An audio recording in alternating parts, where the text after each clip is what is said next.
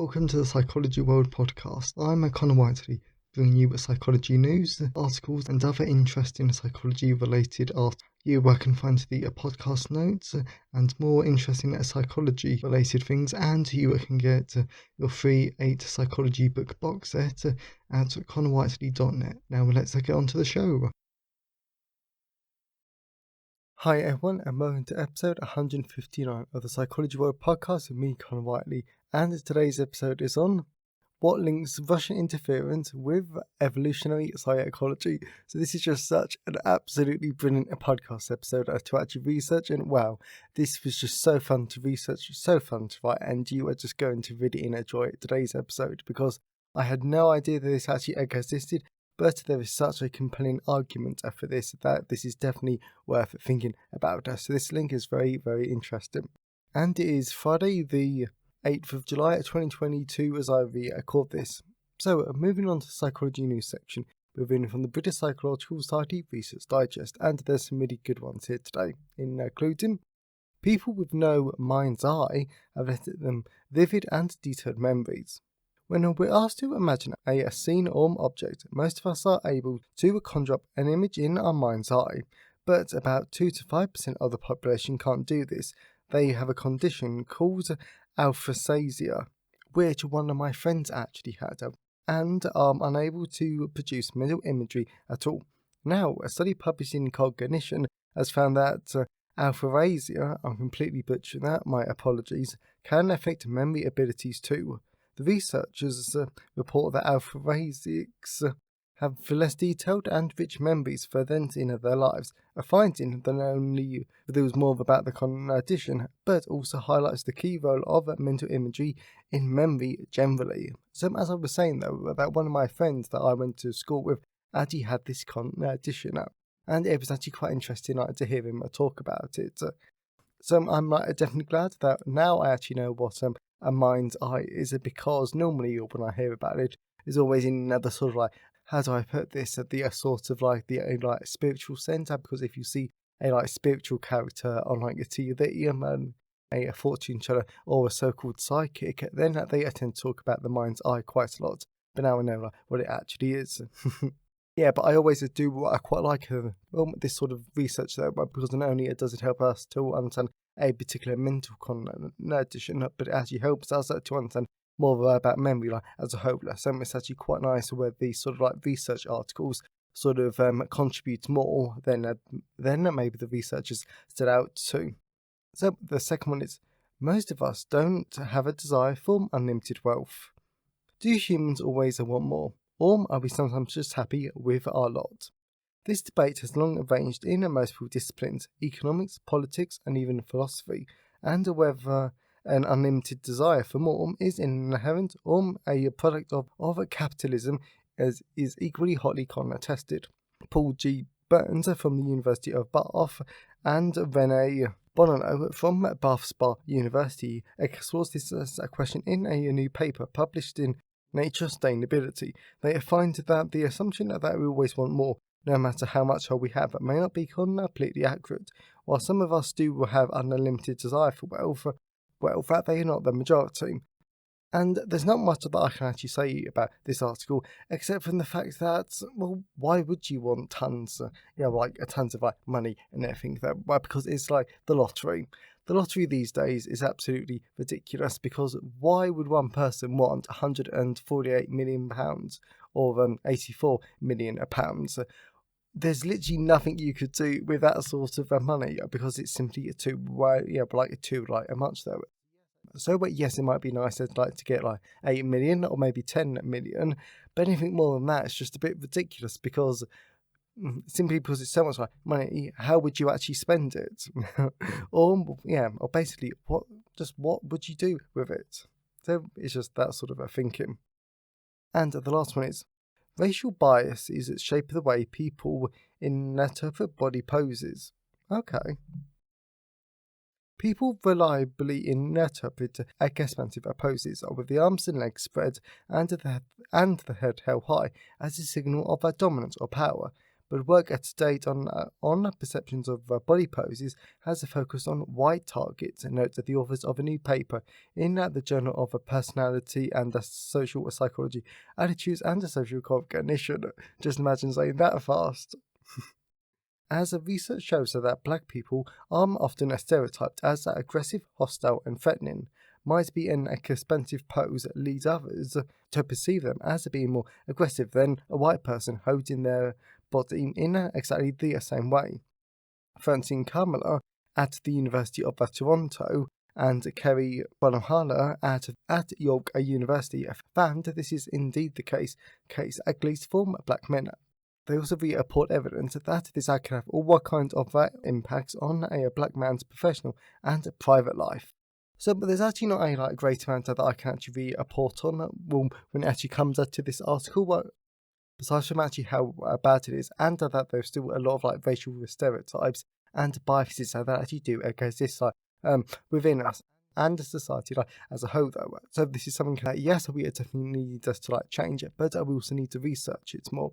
Because with one of the problems with research as a whole, that the dominant force in our literature is white participants, which is all perfectly fine, but the problem is that we don't have any data about other types of people, and do the results and necessarily generalize it to all humans or just all the white participants. And when it comes to some behaviour, that's more of a concern than others, but unless we research it, we won't know. So, I hope you enjoy the psychology news section. So let's move on to the personal update. So we're moving on to the personal update. So thankfully, I finally tested negative with COVID. So in total, I had a COVID for 10 days, but I was really ill though for about 3 of it. So thankfully, I'm all fine now, and I'm finally able to mix with other people. So that I am really glad with. Because of COVID, I have been doing plenty of that stuff, but none of it really psychology related. But thankfully, one of the things that I did get up to is that I launched a Kickstarter for my Betty Private Eye mystery books. And the reason why I'm actually telling you about this is because those books have actually inspired today's episode, because today's episode is on Russian interference, and in book 2 of the series, also known as The Russian Case, there's actually a Russian plot going on there. So I thought that it'd be really fun though to check out what the psychology behind these really gripping mystery books. And in case you wanted to check out the Kickstarter, the link is included in the podcast description, or wherever you're listening to this from. And as always, I always love to hear your thoughts and feelings on today's episode. So you can always email me, connorwhiteley@connorwhiteley.net. You can always leave comments on share notes at connorwhiteley.net/podcast, and you can always tweet me on Twitter at sci-fi-whiteley. I always love to hear from all of you because it really helps make the podcast feel more a conversation. And today's episode has been sponsored by Social Psychology, a guide to social and cultural psychology. So the reason why this is a great sponsor for today's episode is that because yes, this podcast episode is mainly focused on evolutionary psychology, but it really comes down into in groups and out groups and social group processes. So if you really want to have a really great in-depth look at social processes and how do social groups impact our behaviour, then this great, really easy to understand book is actually a really good resource for this, because not only does it go into individual psychology, but it actually goes into more of the group psychology aspects. So in group aggression, hostility, but also how does our culture affect us. So if you want a really engaging, really easy to understand way to help your understanding of social and cultural psychology, then definitely check it out. Available on all major ebook retailers, and you can get to the paperback and hardback version from Amazon, your local bookstore or local library if you request it. But if you didn't want to buy a book, be sure to give the podcast a bit of one-time support, then you can buy me a coffee at buymeacoffee.com/Connor Whiteley. So let's go on with the content part of today's episode. So we're moving on to the content part of today's episode. So we're going to be talking about how Russian espionage links to evolutionary psychology. And this is just such a good podcast episode that I'm just going to dive into it. So whilst I'm not going to go into the background in information for this podcast episode in too much depth, like the Mueller report of refusing to rule out Russian interference in the US presidential election in 2016 and claims about the Russians hacking emails, trolling social media sites, and secretly taking out online ads to get their own message across. For purposes are not necessarily to show support for Trump over Clinton in the 2016 election, but to destabilize American democracy. So freedom-inclined Russians couldn't host America as the shining pinnacle for why Russia should be a free democracy too. Also, I will note you definitely need to listen to this section about the theory behind it. Then I will explain how this actually works in practice. Instead, the neuroscientist and former intelligence officer Eric Hasslein proposes that Russia's recent efforts are actually a masterful use of evolutionary psychology to weaken their opponent on the world stage. Since evolutionary psychologists have proposed that there are what's known as Darwinian Scripts operating deep within the brains of the American public, with these scripts encouraging tribal conflict. As a result, in a 2020 article in the Philosophical Transactions of the Royal Society, psychologist Dr. MacDonald and Pierce argue that our brains have those cognitive as well as emotional mechanisms to allow us to form deeper bonds with a particular social group, so we can reap the rewards of intra-group cooperation, such as sharing of the scarce resources, collective defense against external threats, and group childhood delirium. And at this point, I don't really think there's a need to doubt or counter this too much, since social cognition teaches us how our brains have changed to allow us to work in those in social group processes to aid survival. However, whilst there are all these clear benefits of intergroup cooperation, these same mechanisms also heavily promote outgroup aggression and working against outgroups. As well as, according to Dr. MacDonald, this effect is particularly strong for males, as she proposes that the male reproductive strategy for humans encourages this conflict and aggression towards outgroups, citing the work of noted evolutionary psychologist Toby as Cosmos. In addition, whilst I will not cite the work because of its length, for the basic gist of the work is that in lethal intergroup conflicts, males are more likely to take part in this aggression coalition of the in-group, because their deaths don't damage the survival chances of the in-group as much as female deaths, since if at the end of the conflict there are only 10 males but 50 females, then the males can impregnate 5 females each, and the survival chances of the group overall is much higher because of that. As well as if males died during the intergroup conflict, then all of the reproductive resources would be reallocated amongst the male survivors, possibly meaning the benefits given to the victorious males could be immense. In other words, males stand to gain a lot more than they would lose by getting involved in intergroup conflicts. So it makes sense that from a reproductive standpoint to show intergroup aggression and hostility towards outgroups. Hence why intergroup aggression and tribalism thrives to this day. Applying this to the modern world. Of course, this doesn't mean that modern humans who engage in turf wars or aggressive foreign policies in the political world are actually trying to improve their reproductive success, even though by the constant revelations of sexual harassment in politics by some ambitious and successful men could suggest that reproductive status remains a powerful motive. Nevertheless, it does suggest that because our brains haven't changed too much in the past 100,000 years, that we still retain powerful drives to align with a particular tribe against another tribe, resulting in the all-important question of how does this deeply ingrained tribal aggression link to Russian espionage? With the Russians knowing that these tribalistic Darwinian scripts are running in the brains of Westerners, they know where they can stimulate these scripts to inflame heated conflicts amongst the various factions and tribes within a country, resulting in Russia being able to damage their enemies on the global stage. For example, they might decide to inflame divisions amongst the Republicans and Democrats in the USA, or by the Conservative and the Labour Party in the United Kingdom. And what really fascinates me is that Eric Handline proposes that Russia actually wasn't trying to hide that they hacked into DNSC emails to leave a trail pointing back at Russia, in part to send a message, and in part to create precisely the protracted ugly conflict that persists in the Western world about Russian interfering in our elections.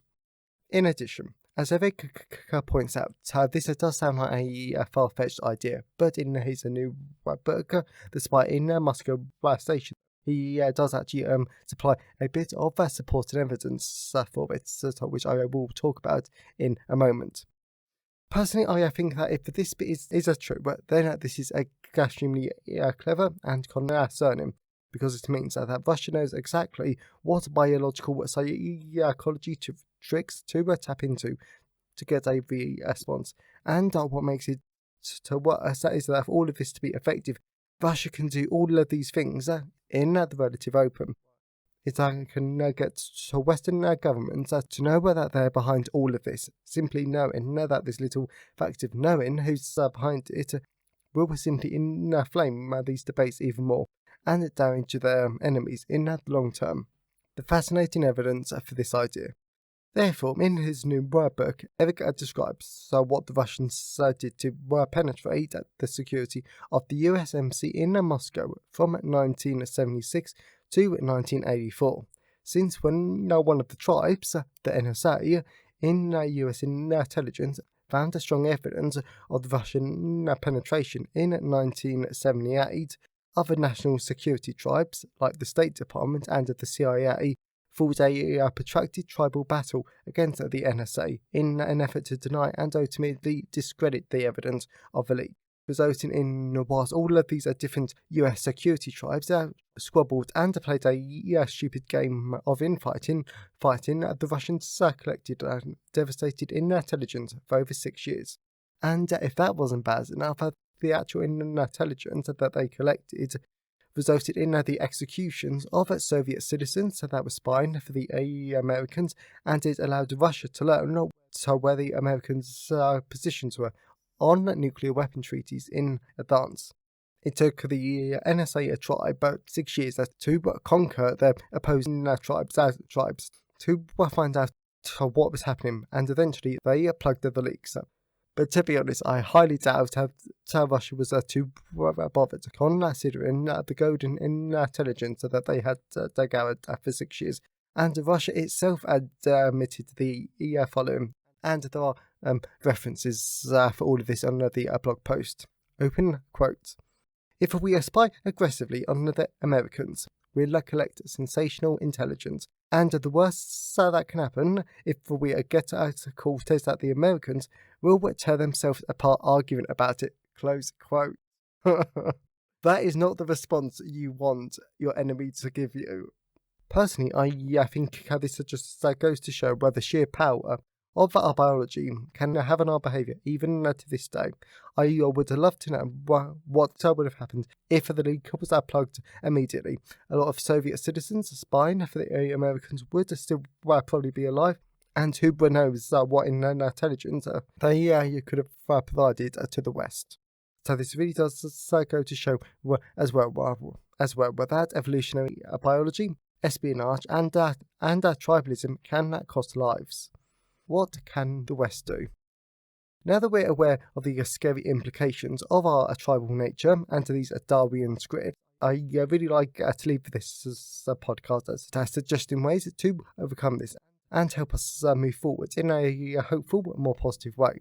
Therefore, the first step is to acknowledge the great power of our deep tribal urges, because these are not going to go away. If we haven't gotten rid of these in hundreds of thousands of years, we simply aren't. As well as we cannot control these urges if we don't admit that we had them in the first place. Then we do need to move away from the primitive arguments of the opposing tribe is evil, malicious, selfish, and ignorant. To something more modern and informed. Basically, we need to ask ourselves how much of our hate and aggression towards the opposing tribe is true, and how much of it is simply down to our Darwinian Scripts. Secondly, we need to recognise that we only control our tendencies for tribalism and not eliminate them. Due to any policy or grand idea that seeks to eliminate our nature will only be met with limited success, and you only need to read into the history of the office of the Director of the National Intelligence to know how this was meant to overcome the tribal conflicts of the US intelligence agencies, but it only intensified them. So with the CIA going as far to point out, open quote, Al-Qaeda is our target, but you are our enemy, close quote. Finally, humans will always do someone as an enemy. It is such a part of our social psychology, and the only viable way to reduce our harmful internal squabbles is to work hard to redefine who that is. As reported by Eric's experiences of working overseas for the US government, where he observed amongst intelligence agencies, right, is very good in places like Iraq and Afghanistan, where all of these different officers were geographically very close in the work against ISIS and Al-Qaeda. Overall, suggesting that cooperation amongst different tribes can be improved, and these tribal conflicts if a much larger number of intelligence officers were periodically rotated, so they were physically close to their adversaries, when it is a lot more obvious who the real bad guys are. Personally, I think this idea is very idealistic, and it will never happen. But it's a good idea at the very least. I just can't see politicians and the most senior intelligence officers who will ultimately have the deciding vote in these inflamed debates going to these geographical locations, so where the enemy is ever so close. Conclusion. So to finish up this rather long but a fascinating episode, I want to say that the bottom line is that whether these tribes are within a government, intelligence or business, or but to be honest, any collection of people trying to work towards a common goal. So the best way to make sure you pick the right friends and you avoid distracting debates that hinder your work is to make sure you pick the right enemies. So I really hope that you enjoyed today's episode and that you got something out of it. Brother, I definitely did, and even though this was quite a strange episode, I honestly found it fascinating. And if you want to see Russian plots in action, then definitely please check out my Better English Private Eye Kickstarter before the 28th of July 2022, especially if you want 6 gripping, unputdownable mystery books. And if you know someone who would enjoy today's episode, then please share it with them. I'm always really grateful when you wonderful people help us spread the words about the podcast. And if you want to know more about social psychology, then definitely check out Social Psychology, a guide to social and cultural psychology, available in all of these places.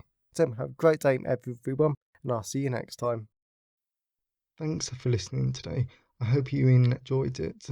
If you want to see the show notes, then please go to connorwhiteley.net. And if you want a free 8-book psychology box set, then please go to connorwhiteley.net. Have a great day, and I'll see you next time.